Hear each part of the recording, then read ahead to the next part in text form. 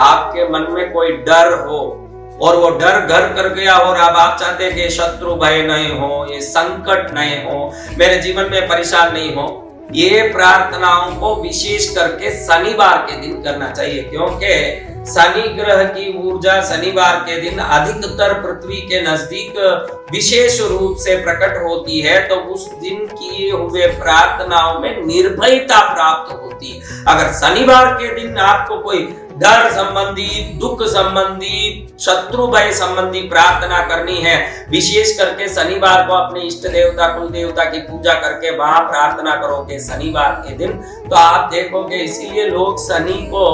न्याय के देवता मानते हैं, शनि को हिम्मत के देवता मानते हैं, क्योंकि शनिवार निर्भयता देने वाली तरंगों को पृथ्वी पर छोड़ता है। इसलिए और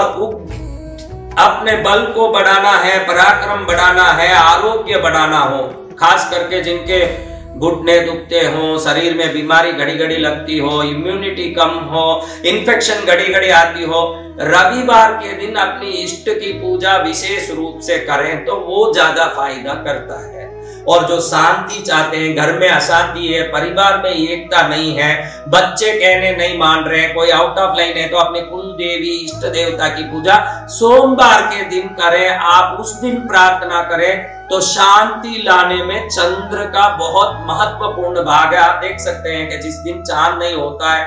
अमावस होती है, तो उस समय समुद्र में जोर जोर से ज्वार भाटे आते हैं, लहरें उछलती है, मन की शांति और चंद्र का बहुत बड़ा भाग है। और जो सोमवार के दिन इष्ट पूजा करेंगे उनका अशांति पूर्ण रूप से मिट जाएगा और शांति निश्चित रूप से प्रकट हो जाएगा। ऐसे शांति देने वाले चंद्र देवता के लिए चंद्र की अलग पूजा करने की जरूरत नहीं, जो भी आप पूजा करो नहीं करो, कुछ आपको फल फूल चढ़ाना, धूप दीप करना अपने इष्ट उपास्य देवता की तो करो, ये भी नहीं करना है तो उन दिनों में आप शांत बैठ के अपनी मन की बात प्रकृति को, ब्रह्मांड को बोलो और ईश्वर से प्रार्थना करो कि मुझे ये वस्तु से छुटकारा दें और ये वस्तु देने की कृपा करें। ऐसे आप उन दिनों में प्रार्थना कर सकते हैं। कई लोगों को ऐसे होता है कि मेरा खुद का घर नहीं बन रहा, मेरा अपना दुकान नहीं बन रहा, मेरा जमीन नहीं बिक रहा, मेरा कोई काम नहीं हो रहा, वो लोग मंगलवार के दिन ईश्वर की प्रार्थना, पूजा, भक्ति विशेष रूप से करें।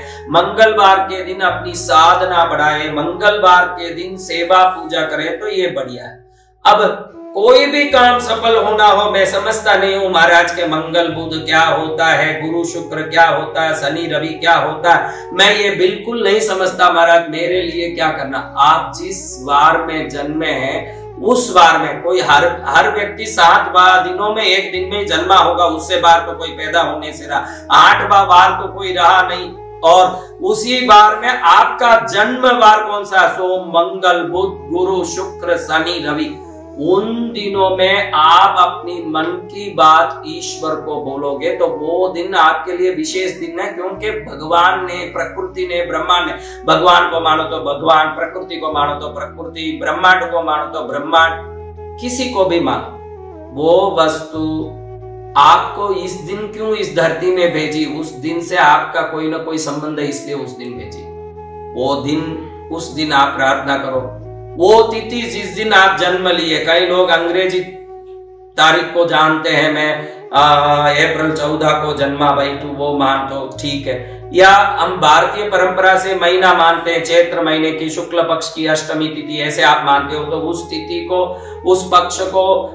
विशेष आप प्रार्थना कर सकते हो। आपका जन्म तिथि और पक्ष मालूम है तो उस समय करो। आपका जन्मदिन हर वर्ष जब आता है, आप दुनिया भर के आडंबर करते हो, केक काटते हो, लोगों को बुलाते हो, रिटर्न गिफ्ट देते हो, दुनिया भर का काम करते हो, लेकिन ध्यान रखो ये दिन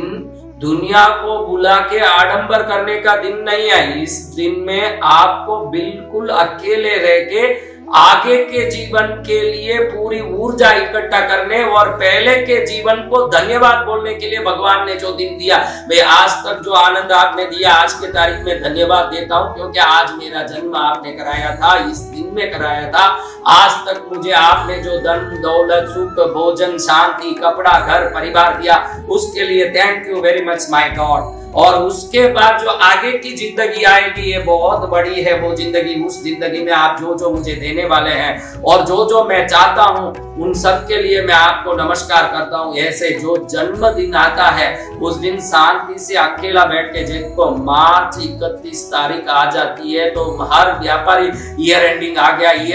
गया करके हिसाब संभालने लगता है। ध्यान रखना, हर साल व्यापार में जैसे हिसाब संभालते हो, हर साल जब जन्मदिन आ जाए तो पिछले का हिसाब न नया क्या करना इसका हिसाब करके अच्छे से बैठोगे तो वो दिन वो है जब धरती पे भगवान ने आपको भेजा। ध्यान रखना, मोबाइल फोन सब एक तरीके दिखते हैं लेकिन सबके नंबर अलग होने से ही सब मोबाइल फोन काम कर रहे हैं। संसार में आदमी भी सब अलग दिखते हैं लेकिन ईश्वर ने सबको मोबाइल के नंबर की तरह अलग अलग एक गुण, अलग अलग संस्कार, अलग अलग सिद्धियां देके भेजी है। कोई प्रधानमंत्री बन रहे हैं, कोई राष्ट्रपति बन रहे हैं, कोई नेता बन रहे हैं, कोई धार्मिक संत बन रहे हैं, कोई व्यापारी बन रहे हैं, कोई संसार में कुछ करने जन्मे हैं। हम किस लिए जन्मे ये हम समझ ले तो अच्छा है, कम से कम ईश्वर से पूछ ले तो भी अच्छा है।